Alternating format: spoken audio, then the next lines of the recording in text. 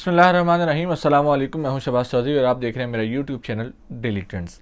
नाज़रीन, पाकिस्तानी सियासत में पिछले कुछ दिनों से इस्लामाबाद और रावलपिंडी से जो खबरें आ रही थीं उसमें माशाल्लाह की जो है वो बड़ी गूंज सुनाई दे रही थी। हकूमती कैंपों से भी माशाल्लाह का ख़तरा ज़ाहिर किया जा रहा था, अपोजिशन कैंपों से भी जो है माशाल्लाह का ख़तरा ज़ाहिर किया जा रहा था। और बहुत सारे सहाफ़ती हल्के ये बात कर रहे थे कि इस्लामाबाद और पिंडी के दरमियान जो है वो माशाल्लाह की गूंज सुनाई दे रही है। वज़ीर आज़म साहब के जो special assistant to prime minister थे अहमद जवाद साहब, उन्होंने जब रिज़ाइन किया और रिज़ाइन में बाकायदा तौर पे उन्होंने ये बात लिखी कि जो इस्लामाबाद और रावलपिंडी का इलाका है वहाँ पे बूटों की छाप सुनाई दे रही है। लग यूँ रहा है कि पाकिस्तान के अंदर माशाल्लाह लगने वाला है, लेकिन बहुत सारी हुकूमती कैंपों की जानिब से ये खबरें इसलिए फैलाई जा रही थी क्योंकि इमरान खान का लॉन्ग मार्च है और लॉन्ग मार्च को नाकाम बनाने के लिए और लॉन्ग मार्च से रोकने के लिए, ताकि आवाम कम से कम उसमें जाए और लॉन्ग मार्च उस तरीके से कामयाब ना हो और इमरान खान को डराया धमकाया जा रहा है। इमरान खान को जो लॉन्ग मार्च है, अब बाकायदा तौर पर ट्विटर के ऊपर ख्वाजा साद रफीक साहब ने ये ट्वीट्स की और बहुत सारे सहाफ़ियों ने ये बातें की कि माशाल्लाह की गूंज सुनाई दे रही है, अगर इमरान खान साहब लॉन्ग मार्च करेंगे तो हालात ख़राब होंगे और हालात माशाल्लाह की तरफ जाएंगे। अब इमरान खान को ये सोचना चाहिए कि उन्होंने 11 महीने बाद वज़ीर आज़म बनना है या 11 साल बाद बनना है।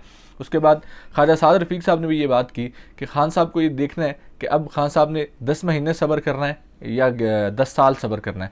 तो अब खान साहब ने कल इमरान रियाज खान को कंटेनर के ऊपर से इंटरव्यू दिया लॉन्ग मार्च के दौरान, और इमरान रियाज ने ये सवाल पूछा कि लग यूँ रहा है कि माशाल्लाह का ख़तरा है और माशाल्लाह की आवाज़ें सुनाई दे रही हैं। और खान साहब ने बड़ा क्लियर कट ने कहा कि जी लगा दें माशाल्लाह, मुझे कोई मसला नहीं है, मैंने जिद्दोजहद करनी है, मैं पहले इनके खिलाफ़ कर रहा हूँ फिर उनके खिलाफ़ करूँगा और मैं अपनी जिद्दोजहद जारी रखूँगा, मैं किसी तरीके से रुकने वाला नहीं हूँ और मैं इनको नहीं छोड़ने वाला। जो माशाल्लाह का हवा बनाया जा रहा था, जो माशाल्लाह का गुब्बारा बनाया जा रहा था, फुलाया जा रहा था कि इमरान खान के लॉन्ग मार्च को रोका जाए और किसी न किसी तरीके से माशाल्लाह का नाम यूज़ करके, माशाल्लाह की चीज़ें यूज़ करके और माशाल्लाह की बात करके इमरान खान का जो लॉन्ग मार्च है उसको नाकाम बनाया जाए। अब इमरान खान साहब ने जो लॉन्ग मार्च का रूट है वो भी तब्दील किया थोड़ा सा। लग यूँ रहा है खान साहब ने ये कहा कि मैं 8 से 9 दिन बाद जो है वो इस्लामाबाद पहुँचूँगा, हो सकता है अगले संडे तक पहुँचूँ या मंडे ट्यूसडे तक पहुँचूँ इस्लामाबाद, क्योंकि अभी खान साहब आज 3 दिन के बाद अभी आज गुजरांवाला पहुंचे और गुजरांवाला में आज सारा दिन का जो है लॉन्ग मार्च वो गुजरांवाला में रुकेगा और डिफरेंट जो मकामात हैं, मुख्तलिफ मकामात के ऊपर खान साहब खिताब करेंगे। 3 मकामात जो हैं वो गुजरांवाला के ऊपर खान साहब आज खिताब करेंगे। उसके बाद असद उमर ने एक नया मैप दिया है कि जिसके थ्रू वो जीटी रोड के थ्रू जो है वो जीटी रोड के ऊपर इस्लामाबाद पहुँचेंगे और हर दिन जो है वो 1 या 2 खिताब हैं और खान साहब रुकते रुकते हर शहर में रुकते हुए खिताब करते हुए हर शहर में से जो लोग जो हैं वो वेलकम करेंगे और वेलकम करते हुए खान साहब जो है वो पहुंचेंगे इस्लामाबाद। असद उमर साहब ने बात की कि हमने रूट चेंज करने का प्लान जो है वो खान साहब को दिया। खान साहब हो सकता है रूट चेंज करें और मुतबादल रूट के थ्रू इस्लामाबाद पहुँचें और हम इस्लामाबाद पहुँच के अपना जो धरना है वो जारी रखेंगे और इस्लामाबाद में अपना एहतजाज, अगर इस्लामाबाद में दाखिल होने की इजाज़त ना देगी तो हम पिंडी में हर जगह जगह जाएंगे और पूरी पिंडी पूरा जो पिंडी शहर है वहाँ पे इंशाल्लाह लोग ही लोग होंगे। ये असद उमर साहब का कहना था। इस तरीके से ये लॉन्ग मार्च का जो शेड्यूल है या जो लॉन्ग मार्च का रास्ता है वो तो तब्दील हो गया है, लेकिन लॉन्ग मार्च का प्रेशर तो हुकूमत के ऊपर है। हुकूमत इस लॉन्ग मार्च के प्रेशर के ऊपर भी है और इस वक्त चौधरी परवेज़ इलाही साहब भी इस बात की तस्दीक कर चुके हैं कि बैकडोर मुज़ाकरात हो रहे हैं और बैकडोर बातें भी चल रही हैं। हो सकता है बहुत सारे सहाफ़ी ये बात लिख रहे थे कि आज का दिन जो है वो बड़ा इंपॉर्टेंट है, हो सकता है आज कोई अहम डेवलपमेंट हो जाए, क्योंकि पिछले 2-3 दिन से ये खबरें आ रही हैं कि बैकडोर मुज़ाकरात हो रहे हैं और मीटिंग्स भी हो रही हैं, मुलाकातें हो रही हैं।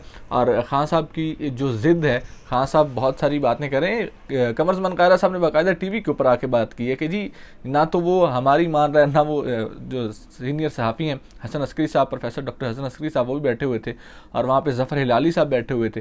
तो उन्होंने ये बात की है कि जी ना वो आपकी मान रहा है, ना हमारी मान रहा है, ना फ़ौज की मान रहा है, ना हुकूमत की मान रहा है, तो उसका क्या करें। वो किसी शख्स की बात नहीं मान रहा, वो किसी इदारे या किसी कुछ लोगों की बात नहीं मान रहा, वो अपनी ज़िद पे। इससे एक बात तो बड़ी वाज़ेह ज़ाहिर होती है कि हुकूमत इस वक्त प्रेशर में है और हुकूमत इस वक्त इमरान खान को टैकल करने के लिए तमाम हरबे इस्तेमाल कर रही है, लेकिन इमरान खान हुकूमत के काबू में नहीं आ रहे। और हुकूमत जो है ये इस बात का खुला इकरार है जो कमर ज़मान कायरा साहब ने बात की है कि सिर्फ़ और सिर्फ इमरान खान की जानिब से इस्टेब्लिशमेंट या फ़ौज से बातें नहीं हो रही, बल्कि हुकूमत की जानिब से भी ये कहा जा रहा है, चाहे इस्टेब्लिशमेंट को कहा जाए, फ़ौज को कहा जाए, इससे बात करें।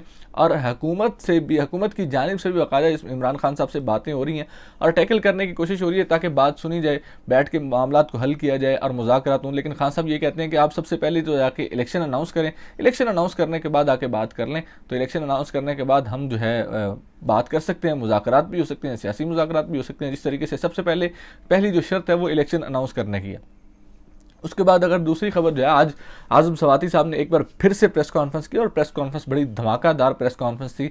इससे पहले भी जब उन्होंने प्रेस कॉन्फ्रेंस की उन्होंने बाकायदा तौर पे नाम लिए और आज भी उन्होंने प्रेस कॉन्फ्रेंस के अंदर बड़ी धमाकेदार बातें की और धमाका खेज जो है वो इन्फॉर्मेशन भी दी। उन्होंने ये बातें की कि मुझे किस किस जगह पर पूरा उन्होंने डिटेल बताई कि किस किस तरह से मुझे उठाया गया, किस किस तरीके से मेरे ड्राइवर के जो कपड़े हैं, मेरे ड्राइवर के सामान जो है वो लिया गया और मेरा सारा जो लैपटॉप मोबाइल है वो सारा किया गया, उनकी फ्रांसिंग करवाई जाए और उसके बाद किस तरह से ले जाके पहले कहाँ पे लेके जाया गया, फिर किन के हवाले किया गया, कौन से वो लोग थे जो सिविल कपड़ों में आज़म सवाती को लेके गए और आज़म सवाती के साथ जो जो कुछ हुआ वो उन्होंने आज की प्रेस कॉन्फ्रेंस में बोला। और उन्होंने आज बाकायदा तौर पे जनरल बाजवा साहब से रिक्वेस्ट की है कि मुझे इंसाफ दिया जाए, या इंसाफ दिया जाए या फिर मैं आलमी इदारों के दरवाजे खटखटाऊंगा। और उन्होंने ये बात की है कि मुझे जान से मार देते कोई मसला नहीं था, लेकिन मेरी इज्जत पे हाथ डाला गया, तो मैं इस चीज़ के ऊपर ज़रूर, आज उन्होंने नया एक पंडोरा बॉक्स खोल दिया है कि जी मेरे साथ ये चीज़ किया गया। बाकायदा तौर पे उन्होंने इन चीज़ों का नाम लिया है कि मेरे साथ पहले मुझे इस जगह पे लेके जाया गया, वहाँ पे उन लोगों के हवाले किया गया, फिर किन लोगों के हवाले किया गया, फिर मेरे ज़बरदस्ती कपड़े उतारे गए, मुझे तशद्दुद किया गया, मुझसे अंगूठे लगवाए गए, मुझसे बयानात लिए गए ज़बरदस्ती। और ये सब राना सनाउल्लाह इसको पीछे से बैठ के जो है वो राना सनाउल्लाह जो है वो पीछे से बैठ के इसको मॉनिटर कर रहा था और सारी हिदायत राना सनाउल्लाह से ली जा रही थी। और राना सनाउल्लाह कहाँ से हिदायत ले रहा था वो भी उन्होंने बातें की। तो बड़ी एक धमाका खेज जिसे आप प्रेस कॉन्फ्रेंस कह सकते थे वो थी आज़म सवाती साहब की प्रेस कॉन्फ्रेंस। अब देखना ये है कि उनकी जो प्रेस कॉन्फ्रेंस है उसका क्या नतीजा निकलता है और उस प्रेस कॉन्फ्रेंस के नतीजे में क्या हुकूमत उसके ऊपर कार्रवाई करती है। क्योंकि आज़म सवाती साहब ने तो आलमी इदारों के दरवाजे खटखटाने की बात की। उन्होंने कहा जी मैं एक पार्लियामेंटेरियन हूँ और मैं अपनी इज्जत के लिए चाहे मुझे आलमी इदारों के पास भी जाना पड़ा तो मैं जाऊँगा और मैं अपनी आवाज़ उठाऊँगा वहाँ पर। तो देखना ये है कि इसका क्या नतीजा निकलता है। अरशद शरीफ साहब के कत्ल की बहुत सारी बातें हो रही हैं और उसके ऊपर तहकीकात की बहुत ज़्यादा बातें हो रही हैं। हुकूमत भी संजीदा है और हुकूमत भी तहकीकात करने के लिए बहुत सारे उसका जो इल्ज़ामात है वो इमरान खान साहब के ऊपर और पाकिस्तान तहरीक इंसाफ के लोगों के ऊपर भी लगाए जा रहे हैं। फैसल वाडा ने 2-4 प्रेस कॉन्फ्रेंस भी की, उसके बाद इंटरव्यू में भी ये बातें की कि पाकिस्तान तहरीक इंसाफ के अंदर के लोग हो सकते हैं जो उसमें इन्वॉल्व हों। हुकूमत ने उसके लिए तहकीकाती कमीशन बनाया, फिर वो कमेटी जो थी वो चेंज की गई, उसके बाद उसमें लोग चेंज किए गए। अब फिर उसमें से एक दफ़ा फिर उसको जो तब्दील कर दिया गया, FIA के जो एहलकार हैं उसको निकाल दिया गया। अब उसकी जो सरबराही है वो एक रिटायर्ड जज करेंगे। अब दोबारा से वो एक कमीशन बनाया गया। अब वो कमीशन दोबारा से बना के दोबारा जो है अरशद शरीफ के कत्ल की जो तहकीकात हैं वो करेगा। लेकिन अरशद शरीफ की जो वालदा हैं वो ये कह रही हैं कि मुझे जो हुकूमती कमीशन है उसके ऊपर किसी किस्म का कोई एतबार नहीं है, मैं हुकूमती कमीशन को नहीं मानती।